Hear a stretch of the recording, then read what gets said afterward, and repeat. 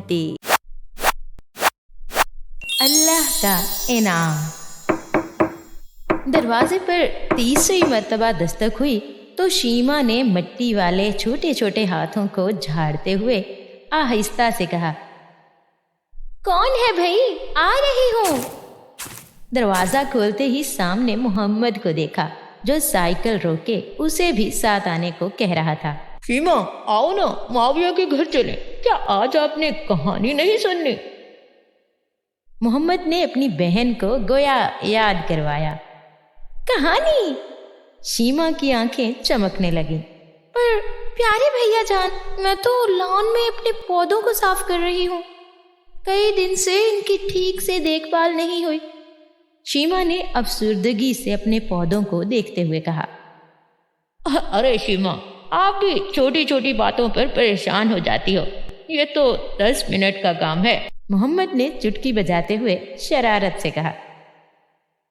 آپ تیار ہو کر آؤ، تب تک ملکہ عالیہ کا یہ کام ہم سر انجام دینے کو تیار ہیں۔ محمد نے اپنی سائیکل کو ایک طرف کھڑا کرتے ہوئے کہا۔ کچھ دیر بعد شیما اور محمد سائیکل پر گھر سے نکلے۔ گلی کے کونے پر معاویہ اور حنزلہ اپنی اپنی سائیکل پر ان کا انتظار کر رہے تھے۔ آپ سب کہاں رہ گئے تھے؟ کہانی ٹائم ہو گیا ہے، کیا آپ آج بھول چکے؟ نہیں بھائی جان، ہم تو محمد کا انتظار کر رہے تھے۔ چلو چلیں، اس سے پہلے کہ دادی جان بھول جائیں۔ دادی جان باغیچے کے درمیان میں بنے خوبصورت تخت پر بیٹھی ہوئی تھی۔ سب نے اونچی آواز سے کہا، پیاری دادی جان، السلام علیکم ورحمۃ اللہ وبرکاتہ۔ دادی جان نے وعلیکم السلام ورحمۃ اللہ وبرکاتہ کہتے ہوئے انہیں بیٹھنے کا اشارہ کیا، گویا وہ ابھی بچوں کا ہی انتظار کر رہی تھیں۔ پیاری دادی جان، کہانی ٹائم ہو گیا ہے، شیما نے معصومیت سے دادی جان کو یاد کروایا۔ یاد ہے۔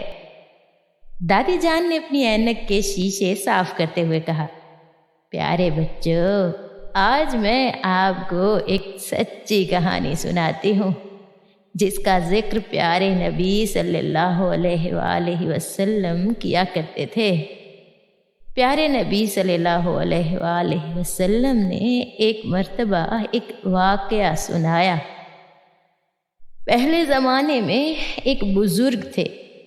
ایک دن وہ جنگل میں تھے تو اچانک انہوں نے آواز سنی، اے بادل، کچھ دور ایک بستی میں اللہ کا ایک بندہ ہے، جاؤ اس کے باغ کو سیراب کرو۔ یکایک بادل اکٹھے ہوئے اور ایک طرف چل دیے۔ وہ بزرگ بہت حیران ہوئے کہ یہ کیا ماجرا ہے۔ وہ بھی ان بادلوں کے ساتھ ساتھ چلنے لگے۔ کچھ دور جا کر بادل ایک باغ کے اوپر جمع ہو گئے اور یکایک بارش برسنے لگی۔ اب تو بزرگ کی حیرت میں مزید اضافہ ہوا یہ دیکھ کر کہ ایک شخص اپنے باغ میں مٹی کھود کر زمین کو ہموار کر رہا ہے اور بادلوں سے بارش اس زمین کو سیراب کیے جا رہی ہے، اور اس کا کام اتنی آسانی سے ہو رہا ہے۔ ان بزرگ نے اس شخص کو بلایا اور اس سے نام پوچھا۔ اس شخص کا نام سن کر تو وہ مزید حیران ہو گئے، کیونکہ انہوں نے جنگل میں جس آواز کو سنا تھا اس نے یہی نام پکارا تھا۔ معاویہ اور محمد نے حیرت سے ایک دوسرے کو دیکھا، جبکہ شیما آنکھیں پٹپٹائے غور سے دادی جان کو سن رہی تھی تاکہ پتہ چلے کہ پھر کیا ہوا۔ تو پیارے بچوں، یہ ماجرا دیکھ کر اب وہ بتانے سے نہ رہ سکے اور پوچھنے لگے، اے نیک بخت، آپ ایسا کیا نیک عمل کرتے ہیں کہ اللہ تعالیٰ نے بادلوں کو آپ کی خدمت پر مامور کر رکھا ہے؟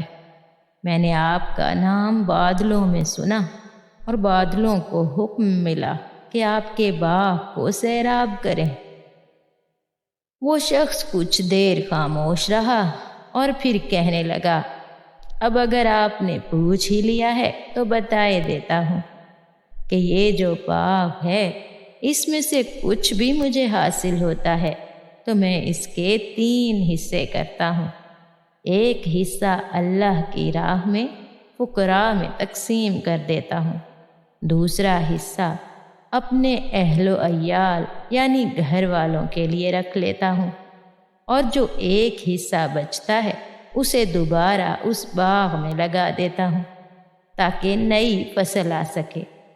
میں اپنے مال میں سے اللہ تعالیٰ کا حصہ نکالنا نہیں بھولتا، اور وہ اللہ تعالیٰ تو بہت رحیم ہے، وہ میرے باغ کو ایسے ہی سیراب کر دیتے ہیں۔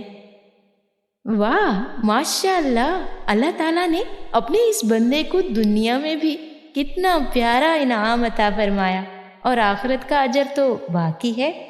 معاویہ، شیمہ اور محمد نے بائک زبان سبحان اللہ کہا اور ہاتھوں کا مکہ بنا کر ہوا میں لہراتے ہوئے جوش سے بولے، ہم بھی اپنے مال میں سے اللہ کی راہ میں ہمیشہ خرچ کریں گے، چاہے کم ہو یا زیادہ۔ دادی جان ان کے جوش اور جذبے کو دیکھ کر بہت خوش ہوئیں اور انشاءاللہ کہتے ہوئے وضو کے لیے اٹھ کھڑی ہوئیں۔ ننھے امتی